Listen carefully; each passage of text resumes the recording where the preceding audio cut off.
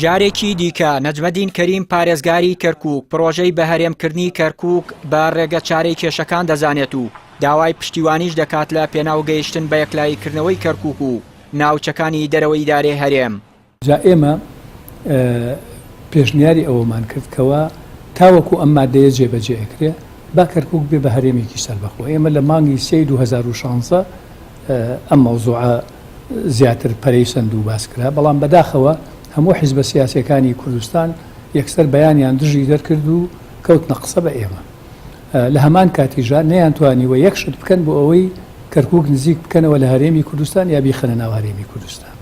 و بەڕاستی ئەمە ئێستا لەم مەرحەلەیەدا ئەگەر 2016 ئەوانە دژی نەوەستانایە وا بکرایە ئێستا کەرکووکە کەوتە ژێر دەستی حەژری شعبی و دەستی ئەوانەوە، یان کەرکووک بەدەست خەڵکی کەرکووکەوە ئەبوو و تورکمانیش لەگەڵی بوو، عەرەبیش لەگەڵی بوو، وڵاتانی دەوروبەریش کەس دژی نەبوو و تەنانەت وڵاتانی دنیا کە ئەمڕۆ هاوپەیمانن لێرەدا دژی ئەوشتنین.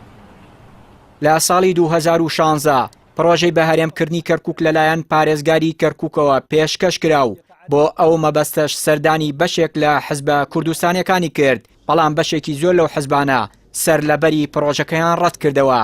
لە لایەکی دیکەوە ئەندامێکی مەکتەبی سیاسی پارتی پرۆژەکەی پارێزگاری کەرکووک ڕەت دەکاتەوە و یەکلاییکردنەوەی کێشەکانی کەرکووک لە چوارچێوەی مادەی 140 دەبینێتەوە. بەرپرسێکی کۆمەڵی ئیسلامیش ڕای دەگەێنێت ئەگەر کورد لە چوارچێوەی دەستووردا نەیتوانی کەرکووک یەکلایی بکاتەوە پێویستە ڕێگە چارەی تر بگرێتە بەر. بە هیچ شکلێک نەخێ، هیچ شکلێک ئێمە ئەوە تعدایە لە مافی گەلی کوردستان، تعدایە لە خاکی کوردستان. بۆیە ئێمە لەگەڵ ئەوەین کە کەرکووک بەوەی لە مادەی 140 کە دامدراوە مادەی 140 ڕێکی نیشان کردو ئەدێ لە بین حکومەتی ئیتیحادی و حکومەتی هەرێمی کوردستان ئەبێت وەزعی کەرکووک و شوێنەکانی تری دەرەوەی ئیدارەی هەرێمی کوردستان کە ئێمە پێڵێن ئەوان پێڵێن مەناتق متەنازع لێ شوێنە کێشەدارەکە ئەمانە ئەبێت تەطبیع بکرێت، ئاسایی بکرێت. بۆیە ئێستا هەمومان دیارە قەنەعەتمان وایە لە عێراقێکی یەکگرتووە بین.